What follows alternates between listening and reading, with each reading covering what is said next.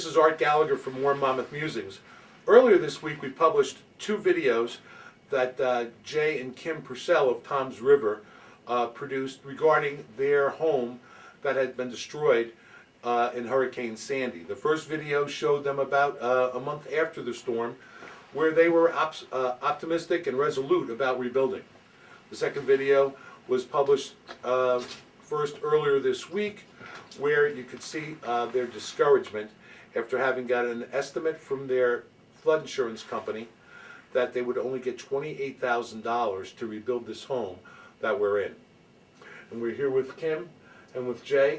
We decided to come down and to see for ourselves what's happening and to see that if we could give more publicity to their situation to help solve their problem. So what's happened in the last week? Has anything happened? I know you've been getting the word out on Facebook, and we tried to give you some publicity. Have you heard from anybody in the government or from the insurance company or your public adjuster? We haven't heard anything from the public adjuster or for the insurance company as of yet. We are trying to get the word out. I think a lot of people are unaware of the situation that's going on here. We're just one of many people that this is happening to. You hear a lot of, information about the beaches and the boardwalk getting rebuilt and businesses being opened, but not a lot about the people that actually live here. Okay, and how much flood insurance did you have on this house? I had $206,000 worth of flood insurance on this house. Wow. Was this house ever appraised for $206,000? No. How did you pick that number to insure the house for? The insurance company picked it, and they said this is the insurance that you need to have on the house. So we thought we did everything the right way. We got our homeowners insurance. We had $140,000 worth of content on the homeowners, and they said, oh, well, you also need flood. So we said, okay, we got the flood insurance. At the time, we were unaware of what content insurance was for flood, so I figured, oh, I have $140,000, which was more than cover what we own. I don't need content with flood too. I didn't realize that was never explained to us that was two separate things. Okay. Now, the flood insurance, as I understand it, is a federal program. It's underwritten by the federal government, and then there's a servicer that sends out the adjusters and determines how much is going to be paid. What's the name of the insurance servicer? I believe it's Jackson Insurance Agency. Jackson Insurance Agency? Because you mentioned something about Fidelity.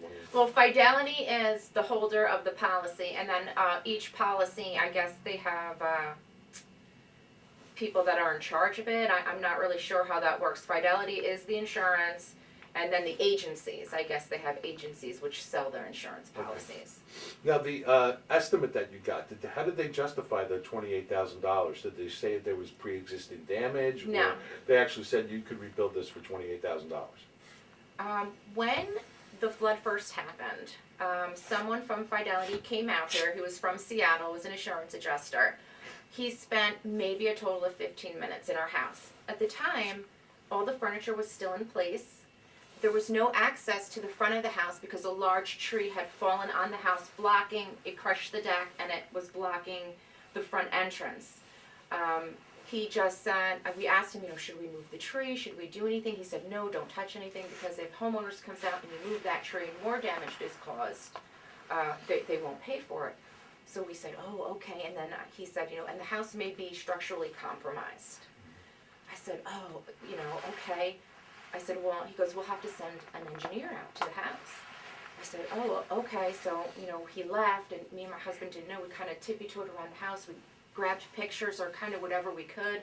We didn't know how safe the house was. I mean, I'm a nurse. My husband's a graphic designer. We're not construction people. Then we knew we were getting a snowstorm. So I said to my husband, we have to do something. We came back to the house. My husband took a sledgehammer to our couch. We drug it down the hallway. We ripped up some of the rugs, and then the snowstorm came. The day after the snowstorm came, I said, well, we got to get to the house.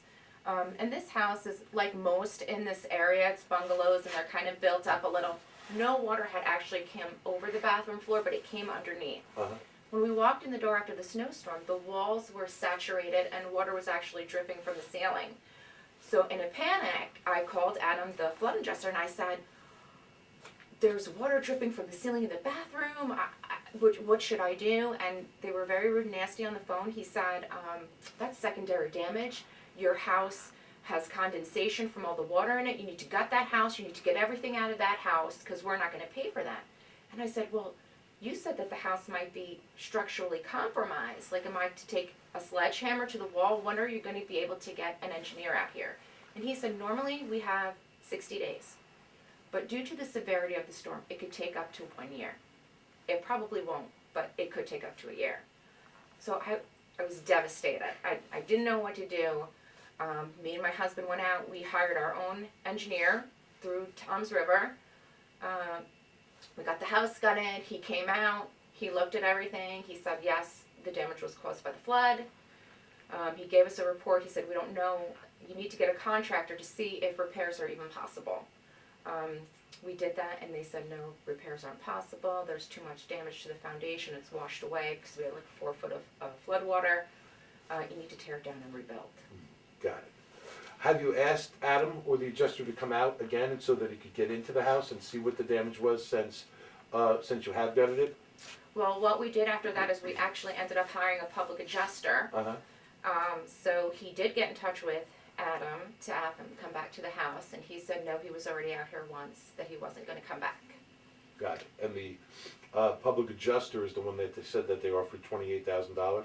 Right. Thursday night, and that's what kind of inspired the video too. Thursday night we had gotten a phone call, and I had gotten an email at 9 o'clock at night saying, oh, your flood offered you $28,000. What do you want to do? And I didn't even know how to respond at first because I thought, well, you know. So I texted him and I said, $28,000. Like, I can't do anything with $28,000. You know, we need to fight this. So he said he would get in touch with them and send them a letter, and I should hear something back, which I haven't heard anything back as of yet. And the reason we got a public adjuster was the house insurance. They said you have $8,000 worth of damage, and we were just looking at each other like, okay, this is going to be a trip. That's the homeowners. Yeah. Yeah, I'm like, okay, we need somebody on our side because $8,000 isn't going to cover the house. Never mind the contents from the tree. Right. So we were like, we need somebody on our side, and we were kind of getting, people's information from public adjusters. I'm like, we got to get one of these because we don't know, what's going to happen on the flood end. If we're only getting $8,000 in the house end, what's happening on the flood end? And then even with a public adjuster, we get back a $28,000 settlement offer, which is outrageous. Good. So and all you've heard from your public adjuster since is we'll get back to you.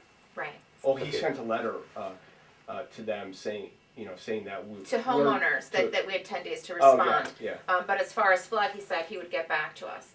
And the thing with that is, what I think too people don't understand when you hire an adjuster, they're supposed to fight for more money for you. Right.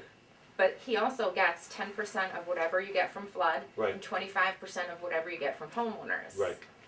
So that on top of it, it's just, we just feel like we try to do everything the right way. We're not rich people. We live paycheck to paycheck like most people. We live within our means. I don't feel that we're asking for something isn't rightfully ours. We love our community. We love our neighbors. We love living here. All we want to do is rebuild, do it the right way, and come back home. How much was that $206,000 worth of flood insurance costing you every year for 8 years? It was, I want to say around $1,300 a year. Okay, good. And if you'd had it less, it probably would have cost less. But you've been paying it, religiously. You've been paying the premiums. You paid more coverage than you ever could have collected. Correct. And now you're getting a low ball and unresponsive company, and you've got to pay an adjuster either 25 or 10% of what you eventually get. Yeah. And you've spent your own money on an engineer. Yes. And you spend your own money on something else too, right? On the gutting of the house, an engineer's report. We purchased plans for a modular home, so that was another $2,000. And there's still so many other costs. Right. We need demo, pilings. How much do you think you need to rebuild your house? I mean, what we put in an offer for $140,000. We still owe $174,000. I mean, I think we need at least $100,000 to move forward. Obviously, we're going to take a hit. We understand that. Right. you know, and we can get an SBA loan for a certain amount of money But we to don't cover. even know if 100,000 is it, because so many numbers are flying around. We don't know. We may need that $140,000. You know, I mean, Yeah, we're we don't know you yet. were paying for more insurance than you could ever use. Right. Yeah, And you're looking for basically $66,000 worth of coverage less, or a payment of $66,000 less than what you paid for coverage. correct. and we're hearing other people, you know, getting fair settlements. Yeah, it's a split, It's you know. it's you know it's very strange that some people are getting it, and then here we're sitting and we get an offer like that, and we just like we have to do something. Got it. We have to get the word out there. Okay? Well, we're gonna keep getting the word out for you, and we're gonna keep looking into this a little bit more. We wish you the best, and it's Art Gallagher and Jay and Kim Purcell for More Monmouth Musings.